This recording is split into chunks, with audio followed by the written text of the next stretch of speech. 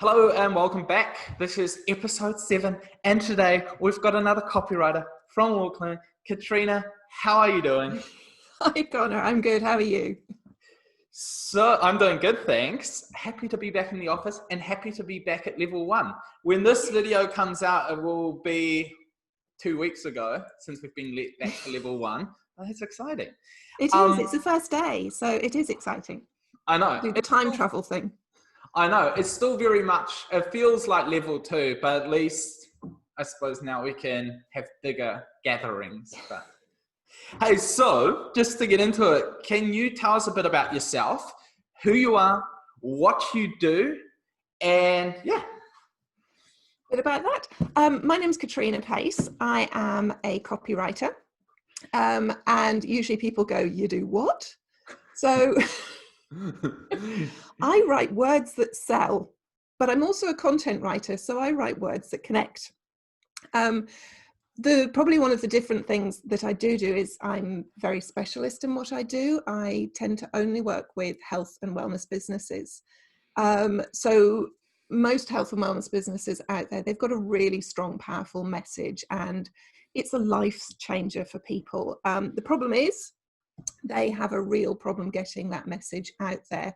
They think that the marketplace is so crowded that they're not going to get heard. They're really fighting to get every single client through the door.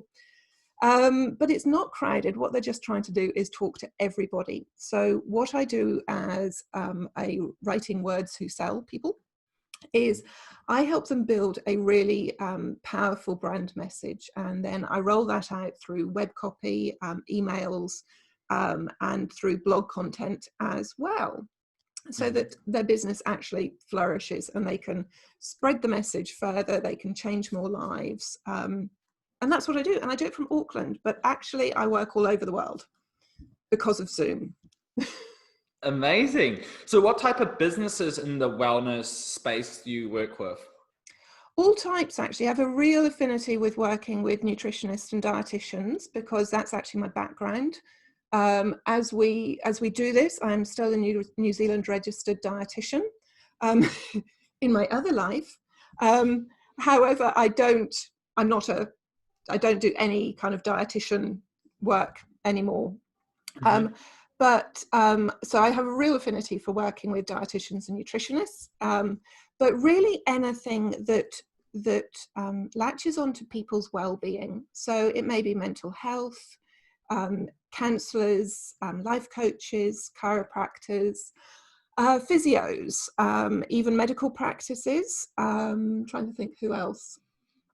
Even business coaches. So anybody who is really integral with dealing with how people feel about themselves, achieving their life goals. So if you ask me to write for IT or finance companies, I'm not in that zone. Yes, I could do it, but it would take me way too long to research and get the voice right, get the words right. And there's so many people out there in the wellness space or food, artisan food producers who need help. Mm-hmm. So that's really interesting. So with the focus that you have on the health and wellness space, does that mean that even if you're talking to like nutritionists or business coaches, that a lot of the frameworks that you use to communicate their message is the same across different roles in that space? Yeah, it is very much. And it actually goes across a lot more spaces. It's just easier for me to channel because those are the clients I knew. How I came into this was, as I said, I'm still a New Zealand registered dietitian, and kind of that was over 25 years now. Mm-hmm. I'm feeling my age. But I came into it when I set up my own private practice. And so I was my clients. I was setting up a private practice.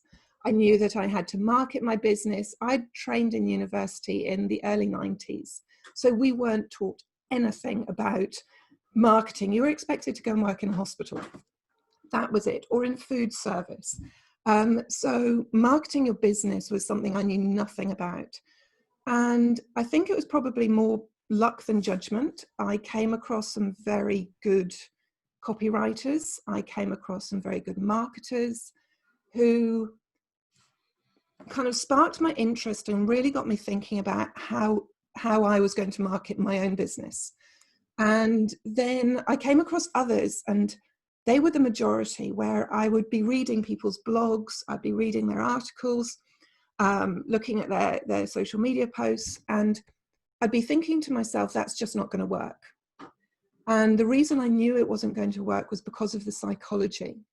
So I had worked for many years as dietitians. We get a lot of training in psychology, not as much as psychologists, obviously, but we have a fairly good grounding in counseling skills, behavior change, health promotion, all these kind of health psychology, all those things that made me see that those copywriting tips and tricks and techniques and strategies that a lot of people were going out there saying, hit the pain points, it was not going to work. And it was like going at your marketing with a bulldozer.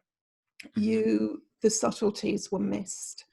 And when you're dealing with people who are in pain or at the end of their tether in a really bad spot, those subtleties, I could see they were going to work. So that's where I started. I started incorporating the kind of the Seth Godin advice, those kind of things, and looking at how to put the health promotion, the health psychology in that. I was also lecturing at Massey University about health literacy at the time, so I knew that messaging had to be clear. So health literacy is looking at, can people understand the message, but also do they know and can they access the message? So when you put all that into a happy little bundle, it actually turned out I much preferred doing marketing than helping people with their nutrition. So basically you started off trying to solve this problem for yourself. Yeah. And how did that transition happen to you being like, actually, I can see that other people in this space have the exact same problems? And when did you decide to help them with their messaging? It probably started about 3 or 4 years ago that I decided that, I did the classic case of burnout that most middle-aged women do. Mm-hmm. And what happens most is that most corporate businesses, most people coming from a corporate background, burn out by their 40s, and then they go and become life coaches or chiropractors or those kind of things. Well, I did the opposite. I came from health. I went into marketing. So I'm in my 40s. I have a family. I have kids. I have a very large barking dog who at the moment is being very quiet. So I wanted something I could do from home instead of my practice. And so it was a classic case of burnout. I actually decided I much preferred sitting behind a computer and typing than talking to people. I want to talk to people on my own terms. But I saw the need there. So yes, I saw the need for my clinical clients, but I actually saw the need. I could help more people by helping the health professionals get out there and spread their message. And I saw them making clangers, unfortunately, really, really bad mistakes. And I knew that if I could spread the message about how they could do things, then actually they could change what they're doing. And I think one of the turning points was signing up to somebody's emails who was focused on the health group. He was in the States. And I was horrified at just the messaging that he was giving. And I knew that we could do this better. So it was just superimposing all my experience on top of each other, and then really just getting out there and writing. So I was very lucky. I kind of swapped into the day job, which was as a content writer for Healthy Food Guide magazine, which carried me through a lot of the beginnings. It taught me some incredible things. So unfortunately, the magazine ceased publication last year. But the whole process of, first of all, writing for print, where there really is no going back. Once it's in print, It's on somebody's shelf. So you have to be very careful about what you're writing. And I think that's the other thing which people often miss out on, is there's a lot of legalities around what you can and can't write, especially for some certified health professionals, on using things like testimonials. So being able to put the words together in the right way that either connect or they sell in the wellness field is a game changer for many businesses. You can't copy what somebody else has done because they're probably making the same mistakes as well. Wow. So how was that transition for you then, from going from being a dietitian to saying, you know what, I'm going to put my career on hold and I'm going to try something brand new? Did you like have a slow transition out of it, or was it like, okay, that's it, on to the next thing? No, I think I wrote my first paid blogs, and I wrote my first unpaid website. And then about 2 weeks later, shut my practice. Wow. I think I got to the end of the year and I went, that's it. I can't do this anymore, but I've seen a niche, and I can make this work. So it was a fairly rapid turnover. I think I spent the summer break just going, right, okay, how is this going to work? Who am I going to reach out to? What's my point of difference? How am I going to do this? And luckily it all came together. There wasn't really a backup plan. Having said that, again, kind of, I've got a husband who works, so yeah. But the goal with the business was always to build it into something that was, I wasn't doing it as a sideline. I wasn't doing it just because the kids were at school. This was a business. And yeah. I think one of the things I realized quite early on was I needed to know my market very, very, very well. And it's something that still, it's the starting point for all the work I do, is just getting to know the clients. I've said from the beginning, if I do my job correctly, you don't know I exist, because I'm talking with my client's voice, but I'm talking the words that their clients want to hear. So it's all about kind of knowing your market, tone of voice, how they say things, how your clients are going to say things. Because so many of my clients came to me and they didn't know who they were talking to. They didn't know who their target market was. They didn't have any avatars. They didn't have any feel for who their people were. And right from the beginning, I did that. And I realized that there were the people who just wanted to say, Katrina, come in, write my website, do it for me. Can't do it. And that's still the majority of them. But there's the people who, where I was, and I think that was very close to my heart, was that I wanted to be able to provide services for people who couldn't afford me. They were just starting their business. They didn't have the cash flow. And so for years, I've had online courses where people can actually, I coach them, I show them how to write blogs. I show them how to write their website copy. And so, and then I've teamed with an online training academy called the Helpful Academy. And I have courses hosted with Kat Soper from the Helpful Academy, where people can go in and they can have the courses, they can buy the templates, because that's where I began. And I just took it off on a completely different trajectory. But there are people who can't afford to go out there and hire somebody to do it. They need to do it themselves. And some people, as I still do, just want to do it because you're a complete nerd about these things and just want to be able to do it. That is so amazing. And honestly, that is fantastic, because I feel like when I started my freelancing, one of the big things that I wanted to do was help people who were just starting their businesses, because that's what I was most excited about. But that it's very hard to sometimes justify the drop in revenue because they just don't have the cash to do it. So online courses just sounds like a fantastic way to spread that message. Yeah. Okay, so I have one more question about your business, and that is like relevant to COVID. So a lot of businesses were negatively impacted by COVID. Because you're in the wellness space, did that have any positive impact, or how did COVID impact your copywriting?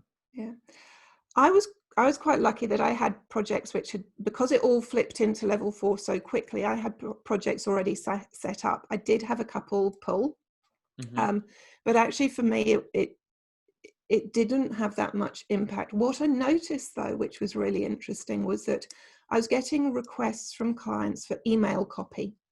So all of a sudden they went, oh, well, nobody's calling me to make appointments. I can't go out there and attract new clients, but I've got people who are people with recipes or online exercises. Their lead magnets were doing beautifully. And so they suddenly realized they actually needed to nurture their current clients, so the people who are on their email list. And so that was quite an interesting reflection, kind of looking back over level 4 and 3, that a lot of people were communicating more with the clients they had rather than going to seek new clients. However, then about 2 or 3 weeks ago, when we were kind of in level 3 and everything seemed to be going okay, the website queries have just stormed in. So people going, oh, I really need, if you're not online, I think we've just all learned that somehow you need to be online at the moment. And going forward, if you're not there, you need to be there. So a lot of my businesses did struggle, especially those face-to-face businesses. A lot of them just, I hate the word, pivoted, transitioned, reflected, changed. How they did their services amazingly well. And I think it really goes to show kind of, A, what you can do on Zoom, and also how people do think on their feet so quickly and cleverly. I think everybody's starting to breathe again now. I'm very happy we're in level 1. So hopefully that's going to stay. So one key reason why I wanted to talk to you is because recently I put a question out on the forum, which was, hey, what are like your ways of finding clients? And I thought that you had one of the best answers.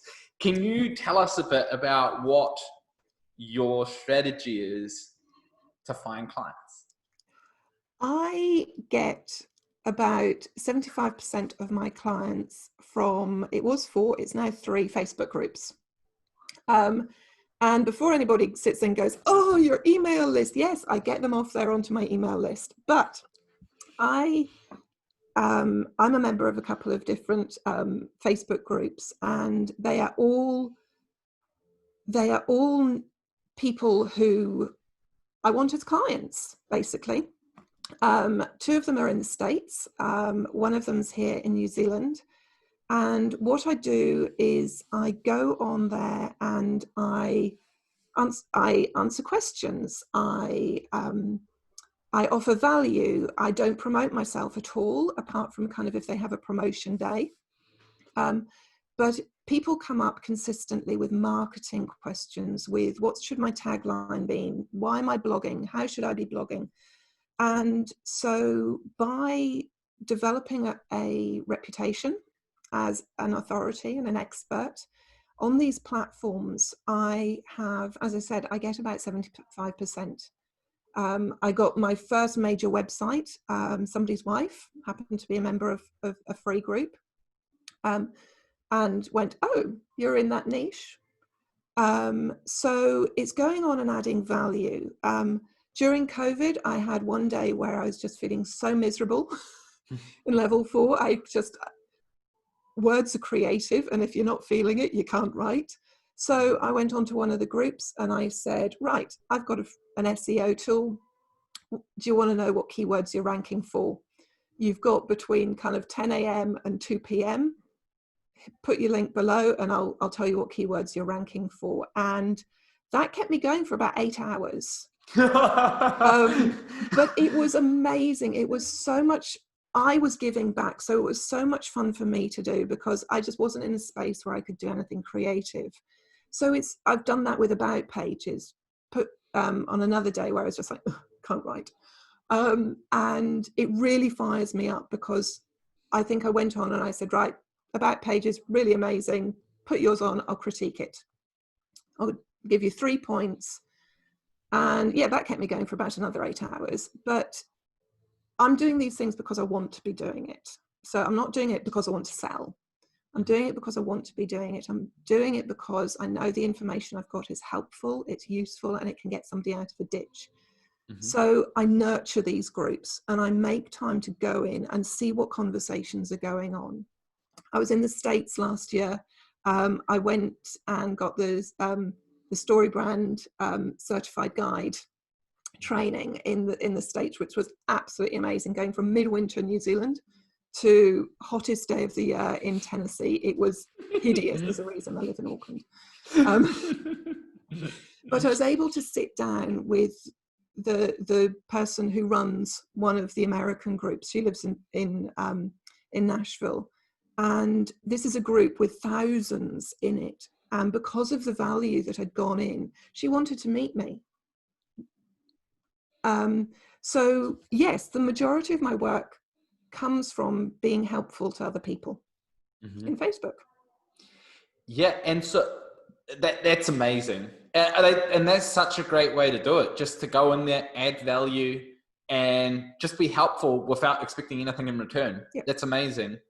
One other thing, so besides doing that, one other thing that I saw that you do on your website when I was researching it was that you have like a lead magnet on your website. How has that kind of worked for you? It works really well, and I've just done a massive upgrade to my website. Yeah. And I flipped from Weebly, 8 years of Weebly, to Rocket Spark. Finally, did local. Nice. And the abilities that kind of being able to host things like lead magnets on the website, but it works really well because it gives people the ability to get to know me. So yeah, the lead magnet's good, but it's emails that come after it. And in fact, just before I was on this call, in one of the emails in the sequence, I asked people to say, how are you getting on with this? Let me know. And people email me and they say, well, actually, I'm having a bit of problems doing this bit. It's kind of a workbook type opt-in. And it really gets that communication going, which is people then feel they know me. And if you know somebody, you're going to do business with them. So they can get to know me. I've got videos of interviews like this up on the website as well. But the opt-in, as long as you get the right one, and that's the trick, is to get the right one, change them up a bit. But it works well for people to get to know me. And usually actually they end up going for the courses, but some people I've got who stalk me all over the place, and then stalk me for like 6-8 months and then become clients. One thing that I love your attitude about the value that you create for people without expecting anything in return. And this is something that I think a lot of people don't do. And the main reason why people don't do it is because they fear that they are giving away stuff for free. They're sharing everything. They're basically giving away what they know. And they fear that if they do that, why would anyone need to come to you? What would you say to people like that? Here's a sneaky secret. I have a course called the Confident Business Blogger. If you do the challenge that I do, I run kind of 3 or 4 times a year. And if you then go and read my blogs, you've got the course. You do get a bit, obviously, you do get extra in the course, and you get videos and you get the proper work, but all those kind of things. The reason is that going out, yes, there's constantly throwing value at people, as in kind of the Amy Porterfield style, which is just so overwhelming. You can only do that if you've got a massive team. But you will always have people who go, that's awesome. Now, can you go and write that blog for me? Or, yeah, that's really great. And I see exactly what you're doing. Can you write that for me? Because actually I can't, I don't want to. I've now seen how difficult it is. I've got too much on my plate. So yes, you're giving away value, but what you're giving away is trust. So you're enabling people to trust you. So when they do realize it's harder than it looks. So many of my basic packages, people will then come back and go, oh, you need to do the rest of it for me, Katrina. And they work out that kind of they've seen what can be produced, or it's given them the skills to go and do the rest themselves. So I'm not about the sales. Obviously, it's important because otherwise I don't have a business. But I think it's a really important way of getting the right clients as well. So I want somebody who, I love working with people who are really clear about their services, what they want to do. They just can't find the words to get it out there. And so by giving away that value, they know that how I can help them. And so they're not scared off by some of the things that might come up, or they know they're getting a really good service. That's great. That is so good to hear. I love that you said it's about enabling people to trust you, because that is really what it comes down to at the end of the day. It's like, by giving people that type of value, you actually build a relationship with someone, which sets the foundation for maybe or maybe not working together in the future. Exactly. And it's really important, because obviously you don't want to do something that's, websites are terribly personal, especially to kind of the solo business owners or the small clinics. It's what they do. Their website is like this public face of what they do. And if you get it wrong, they are shamed by it, and it's crippling for them. So we work together until we get it right. Usually we get it right within kind of 1 or 2 edits, but it's really important for me that they feel like they've got their money's worth. They've got what they came for. And that's value, and that's happy people who can go and work, be happy, have happy families, and it just promotes them, makes them feel good. That is fantastic. So there's so many more things that I want to talk to you about when it comes to this. I'm like, it's so good. But I usually reserve this last part of the interview to talk about pro tips for up and coming copywriters and freelancers.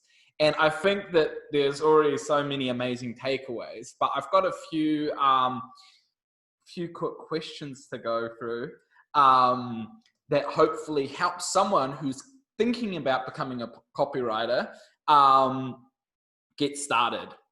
So the first question that I have is, what is something that you've learned about being a copywriter or running your own copywriting business that you wish you would have known right at the beginning when you started? I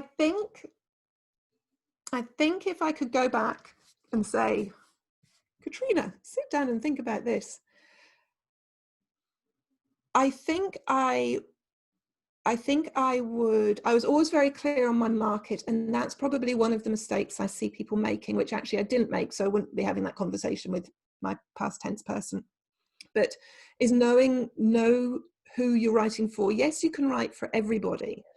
A lot of the time we make the mistake on niching on people or business types, but you can niche on problem. So what is the problem that you fix? And you can write for everybody, but you're talking to so many people. So if you can niche on a specific problem that you fix, or a specific group of people that you work with, it just makes life easier. What I would have told myself was build your email list quicker. And I think every marketing person has probably had that conversation in their head. It's just like, oh, should have started that one quicker, because I needed to be clearer on the packages that I offered. So I offer three main buckets of services on my websites: the emails, the blogs, the websites. But I actually do a heap more than that.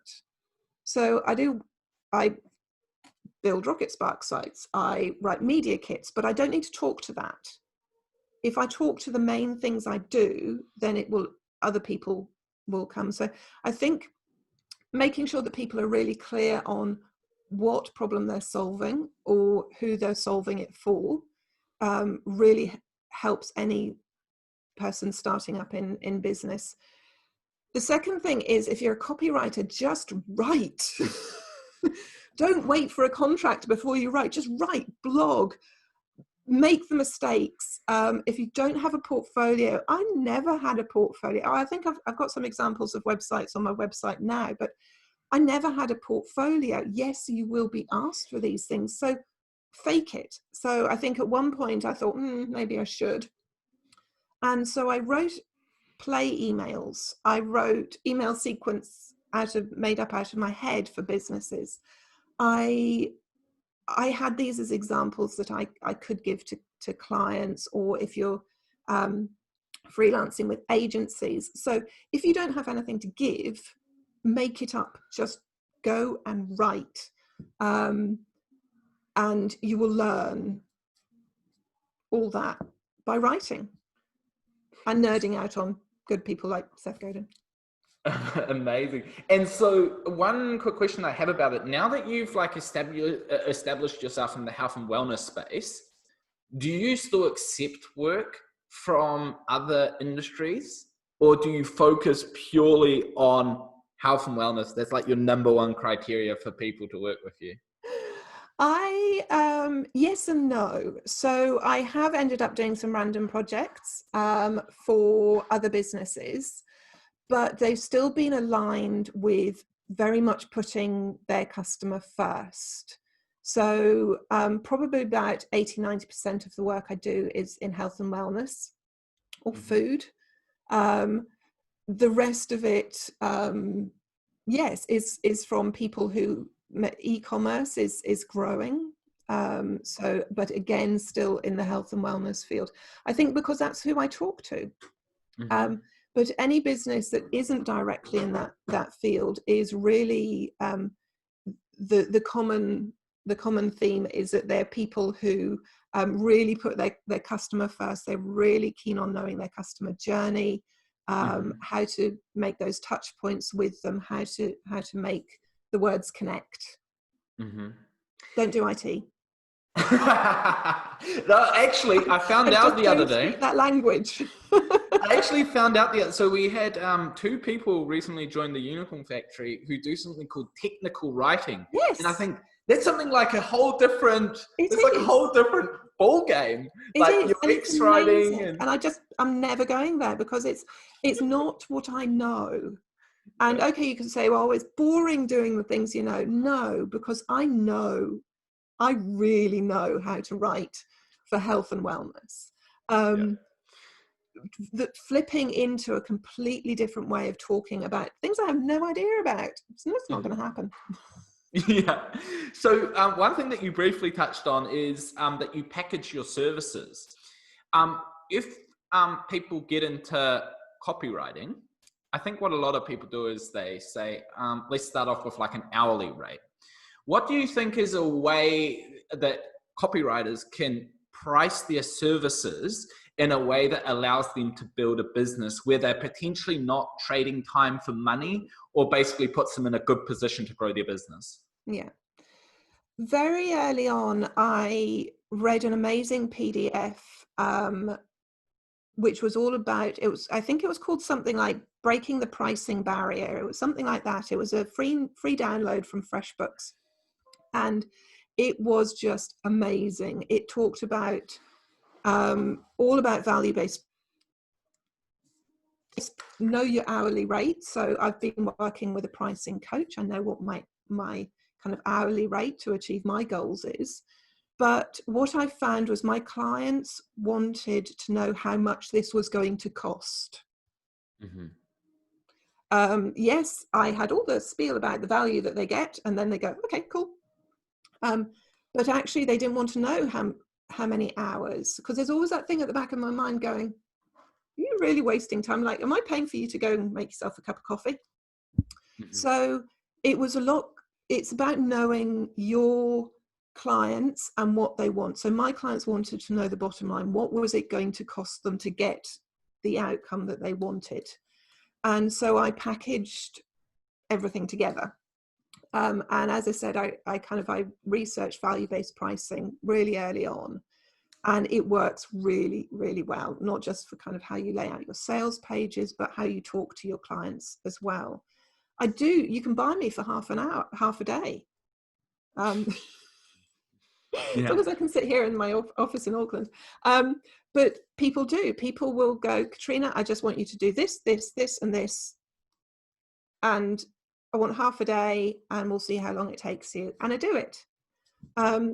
Usually I do it with people I've been working with for a while, but trying to get away from kind of the thinking about how much do I charge an hour. And if you sell your package, then it's a lot clearer often for your clients to know what they're getting. That's fantastic. So let's want to wrap it up with one last question, and you've already touched on that a few times as well. What are some like great books, podcasts, or people that you have followed that have influenced you in becoming the copywriter that you are today? Right. Long list. Okay, probably the first one, and I still have no idea how I actually became aware of him, is Seth Godin. Huge fan. And in fact, there was somebody in Auckland who within the last 6 months has got rid of all their books. I found them in an op shop, and I was just like, oh, you just can't get rid of these things. I think I've got one of them, it's like 10 years old, and it's still totally relevant today, about knowing your niche, knowing your tribe. Absolute gold in there. Podcasts. One of the podcasts I listened to a lot was called Hot Copy, by a British girl in Australia, and the Australian who went to America. So that's Belinda Weaver and Kate Toon. And Kate Toon is an absolute SEO whiz. Belinda Weaver is incredible. So the Hot Copy podcast was fantastic. But there are actually 2 other Facebook groups. One of them called the Copywriters Cafe, and one called, can't quite remember now. No, it's gone. There you go. They're 2 really positive Facebook groups where you can go on and get feedback, and you just read, and they're just they're really good resources.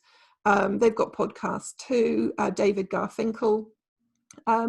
So they loop back to other nuggets and gems of wisdom and all those kind of things. So I definitely say Hot Copy is a great place to start. And even the SEO Recipe for Success, which is another Kate Toon, were just real eye-openers. As soon as you write for digital, you've got to know SEO. Yeah. That was amazing. We have gone over by quite a bit. And honestly, it was so many amazing insights. So Katrina, thank you so much for taking the time this morning to talk a bit about what you do, and so many great takeaways. I always kind of take notes of things that I want to mention in the little intro spiel, and it's packed with like little takeaways that I've got. So honestly, I appreciate everything that you have shared with us. If someone wants to get in touch with you, find out a bit more about what you do, or potentially hire you, how can we find you? My website is wordsforwellness.com. I think if you Google health copywriter, I am now number 1. SEM Rush told me the other day, that's a new website for you. Yes, or Words for Wellness on Facebook. You can always contact me there too. Amazing. Well, thank you so much. This was a fantastic talk, and I loved every moment of it. And honestly, I can't wait to publish this. Everyone else, I hope you enjoyed it as well. There'll be links to all the mentioned websites down below. Other than that, I hope you have a fantastic day, and I'll see you back for the next episode. Bye.